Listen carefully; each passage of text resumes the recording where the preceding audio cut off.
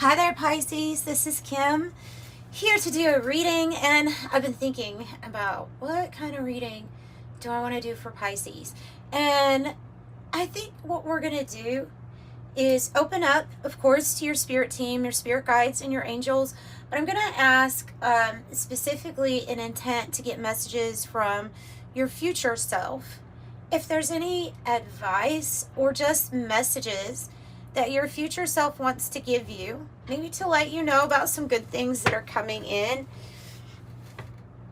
etc., things like that. So in a way, we're kind of like, we're not going to think about exactly what's going on right now at the moment or the past, but we're going to get messages from your future self. Yeah. Some coffee. Hope you guys are doing terrific today. Let's pull from this Witch's Oracle first. Messages from Pisces' future self. What would they tell Pisces? What would they tell Pisces? Oh, to not forget about your past. No, for real. Aradia is about your heritage, your ancestors being with you. Oh, you have a lot of support. For some of you all, there's something in your bloodline. I don't know if it's a call towards the supernatural or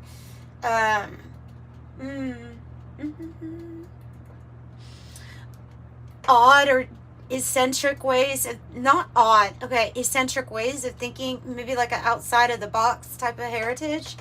There's something, it feels like it goes very deep, like I don't know, maybe 1,000 years ago deep. Like, so I don't think this is talking about grandma or grandpa. I think this is saying like way back in your heritage, you have some kind of mystical tie to how things work. The occult. The occult is like, it really just means the things that are hidden, right?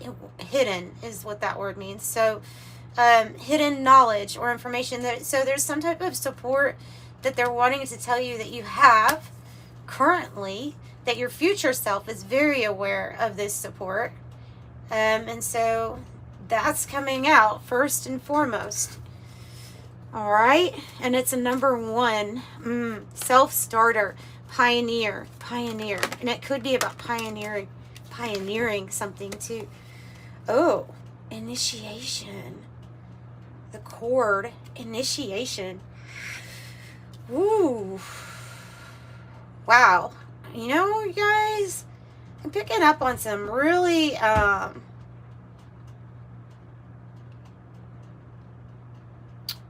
you know, in Hermetics, where they say that Hermes Trismegistus was part of the mystery school. Like that was kind of what they called it. It was this knowledge that was passed down from Hermetic principles. This can be anything, guys. I mean, like, it can be Hermetics. It can be talking about magic. It's just magic, because your future self is saying that you are initiated by the time this message is here, by the time your future self is here. Your future self is saying, like, you get initiated through something. All right. Initiation. Ooh. I guess it depends on what area you're... Initiation generally, I would think, sometimes even occurs without you knowing. That's what the feel I'm getting is, like, that it's occurring without you knowing that it is what's being... There's something that maybe dates thousands of years ago that it's in your heritage to know, and your future self says, like, whatever it is that you're going through now, because the audience here is your now self from the future, is saying that whatever you're going through right now, whatever kind of major challenges, I'm even picking out things as mental shifts, challenges to find clarity during maybe even extreme mental stress. Like there's something about this being part of your initiation. There's a cord here. I mean, this does say the cord initiation. It is showing that you are really attached to this bloodline. You are really attached to this bloodline, this magic, this wisdom. And man, you might be going through it right now with the cord, with initiation. You really might be going through it. All right, so you obviously are going to get some kind of mastery level here when it comes to this stuff. Yeah.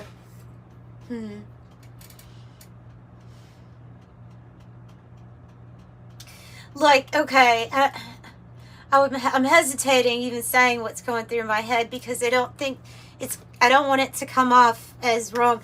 I got the dark arts came to my mind, but I want you to be, to know that I don't think it's talking about black magic at all. People just tend to call it the dark arts when it's something that is against, like mainstream.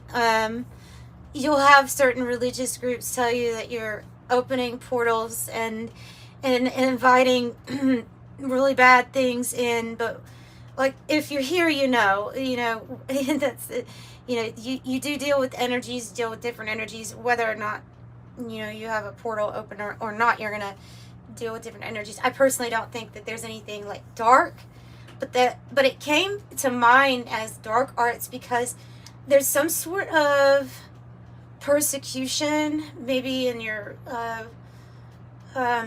bloodline of whatever this was.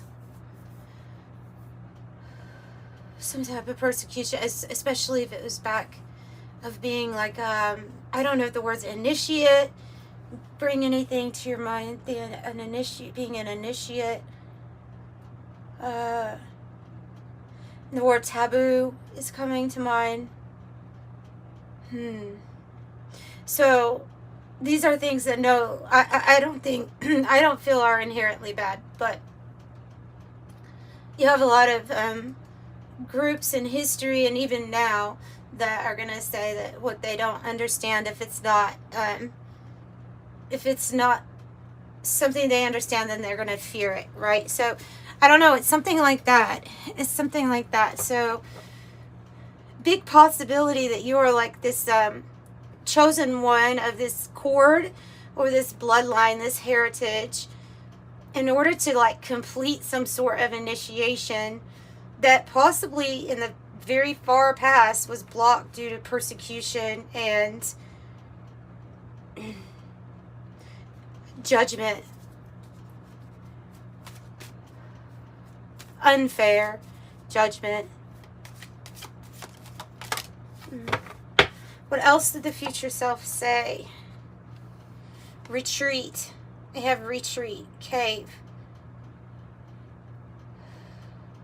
27. The Plato allegory is coming to mind when I see this. But it's bringing up something specific of like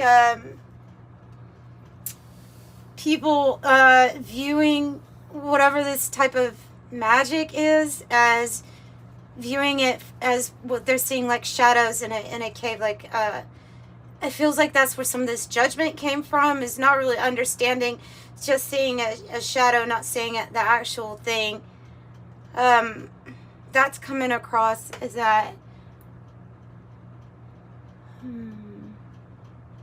So that that whole story, even though the Plato's cave, it's not just for that. It's obviously something much broader about how we don't necessarily experience what is actually real.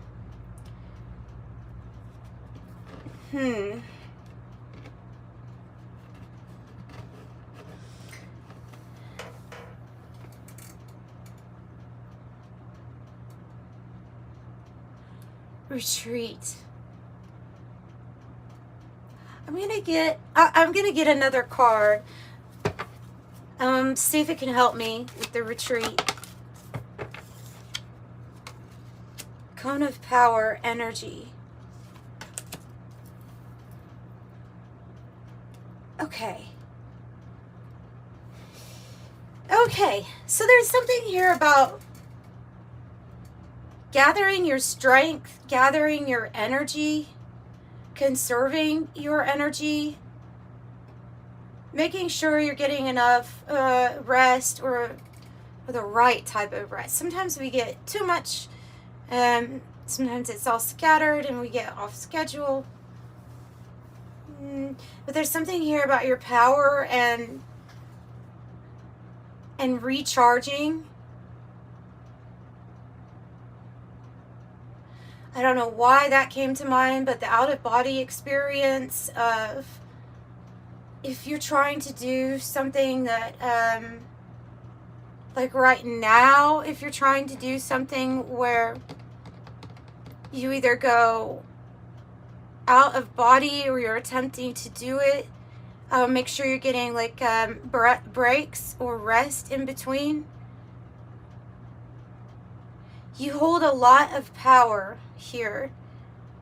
The cone of power, it says energy on it. So this is also something that's inherited.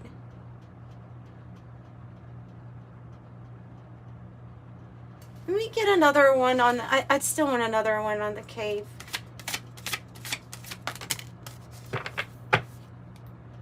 Oh, that's nice. I have the lady with embodiment. And the embodiment card is it's kind of like an empress or goddess energy that you're actually embodying.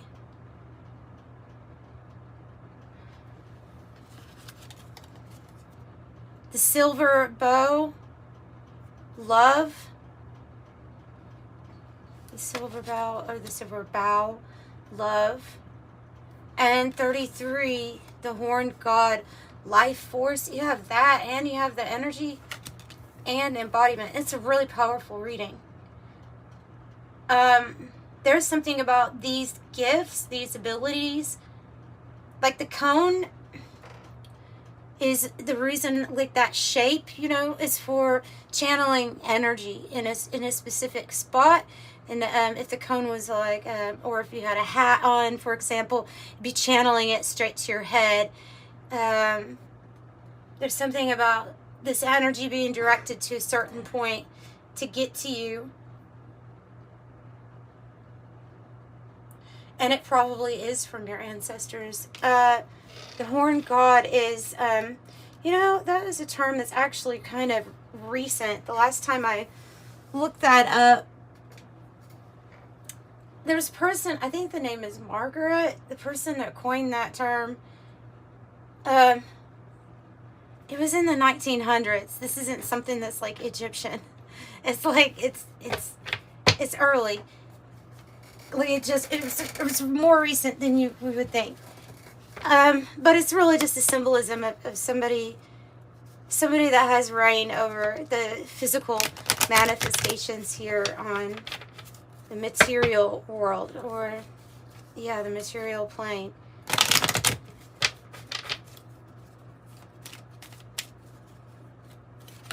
I wonder if he needs to have, hang on, he probably needs to have a, even though he can't see anything, YouTube's really picky. Bad health in the reverse.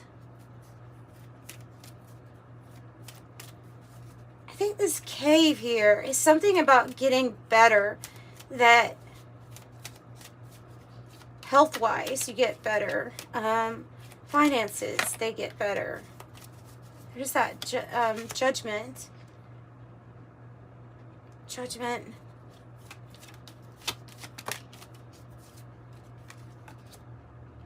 Message of concern. Official person.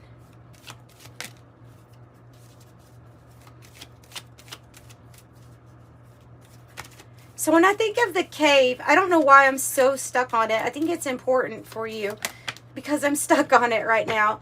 I think it has to do with you getting like rest and recovery over a not so great period, or yeah, in your life. Rest and recovery. A focus on your health. A focus on protecting or shielding yourself from energies so that you can get better. There's something like that that would be very beneficial to you. And then, so courtship, official person, a message of concern.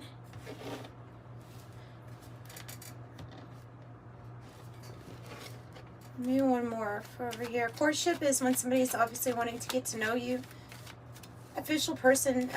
It's coming out underneath this heritage. I think it's talking about how you are an official person in your bloodline with your heritage.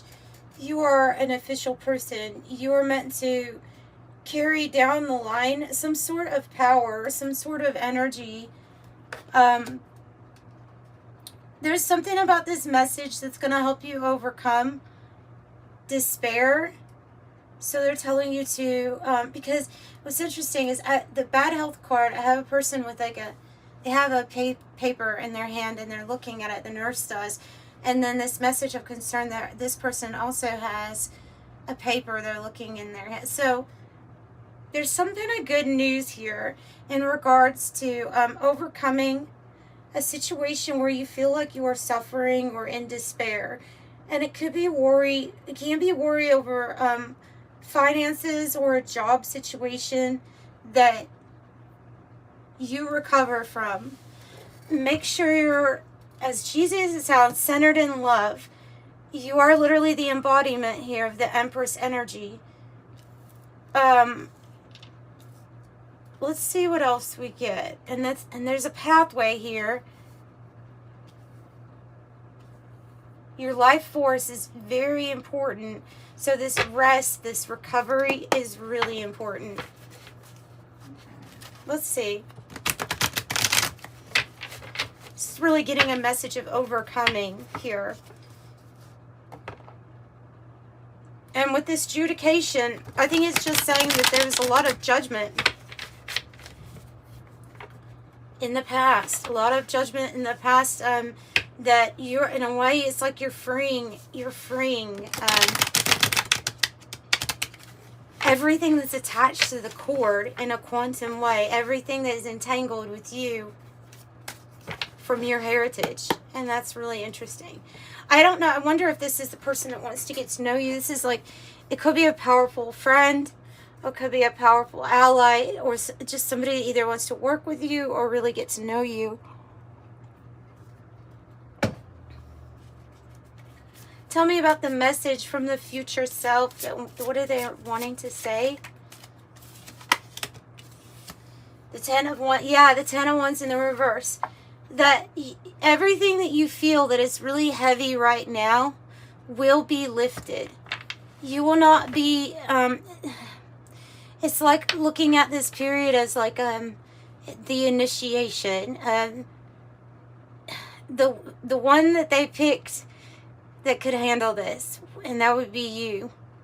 So you have you hold a lot of energy, and you hold a lot of this ability to overcome. And your future self is wanting you to know that pretty soon, you get to a place where you don't have all these worries. You get to a place of relaxing, where you get to release your burdens. Okay, tell me another message for Pisces from their future self. Page of Swords in the reverse. There's this need still. It's a message coming through as a need to focus on the connection between your body, your body, mind, and spirit. Like, what is everything saying to you? Pay attention to how you feel with the energies around you. Tell me more about Page of Swords here, reversed, because I think, okay. The sadness, the heaviness, the 5 of Cups.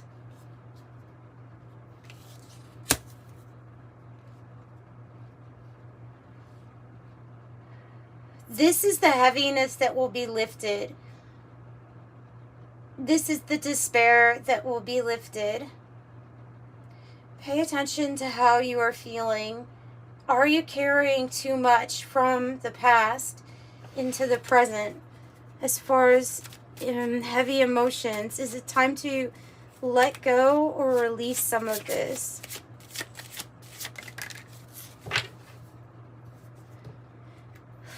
Because there's something new and inspiring in your future.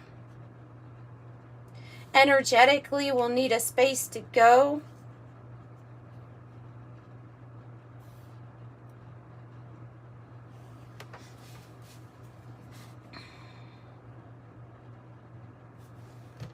What's the Five of Cups about? Well, there's one that is... Right, okay.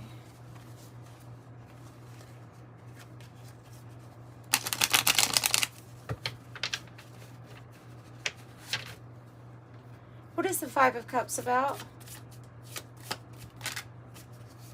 Oh, wow. And then you have another, the military 22 and the key 33. So master number 22, 22, and master number 33 might be significant. Here we go.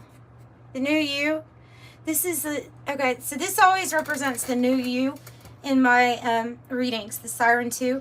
It's just the way I read this particular deck. It's not exactly how they want you to in the guidebook, but it's how I read this deck. And so this literally is your future self talking to you through this card, saying that make room. Even though this is, it feels like this is a heavy time right now, you need to make room for this. The moon and the ship. And in the Lenormand, these two cards are together kind of phenomenal. The moon is fame, recognition, being seen in a very big way. Okay? Standing out. And your ship, and it's a golden ship, has increase in your finances, possibly travel. It can even be like, it could be talking about you really being like you're going to be famous for something and travel a lot. I mean, it literally can be talking about that. Well on your way to having no concern when it comes to, are my finances going to go well? This is like, yes, they're going to be going extremely well. And that's the message from your new self, or your future self, saying not to worry so much here. I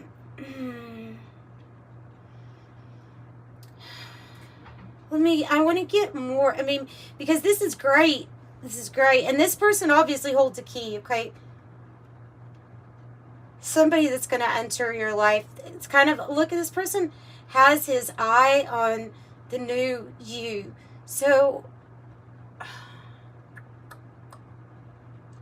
they're saying like you get noticed, okay? You get noticed by a highly influential person, be it like in the field, in your career field, in the public. I don't know if you do, I don't know what you do, but you could do something, you could do something that's not even related to this, and somebody see you and they'd be like, you know what you would be perfect for. And that's kind of the vibe I'm getting. It is that there's something that's really going to surprise you,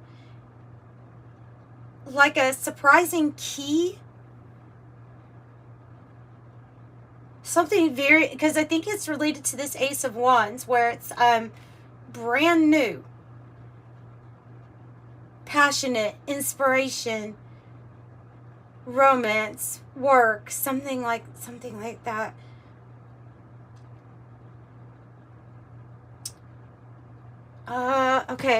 Okay, so what about the key? What about the solution? What about the key? Yeah, they're really focusing on you releasing any kind of hurt or pain, or doing, I don't know, you can do meditations, trying to heal whatever heartbreak or loss you've had to go through. Your heart needs a fresh new start.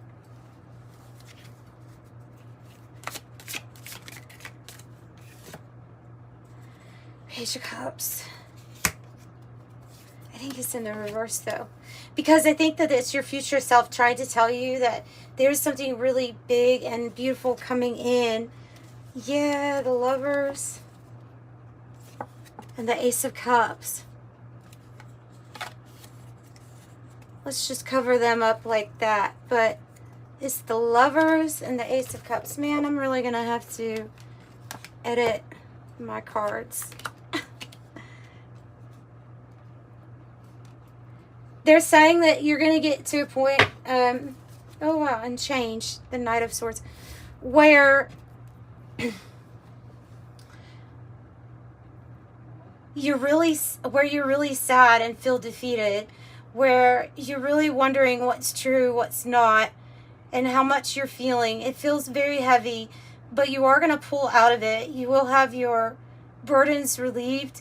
I feel like there's going to be this point where you go through this period of feeling like the glass is half empty. It's not going to get full. I'm not optimistic about this. And then there's some type of oddball solution that comes in, and it can be that your ancestors, because of this, I don't know, they could even be giving you an extra dose of some energy here, because there's something that you're being initiated to complete, to achieve, and you're going to be helped.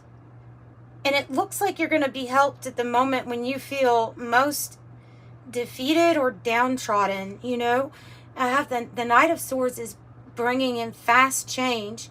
So this change comes in fast. Like your golden ships come in, maybe quite fast.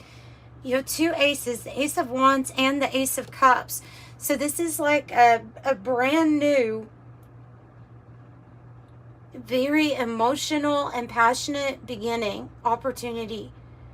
And the Lovers is saying that there's, especially here, right, with this courtship, that something's coming together for a major life decision for you, like a crossroads, right, where there's a soulmate energy that enters.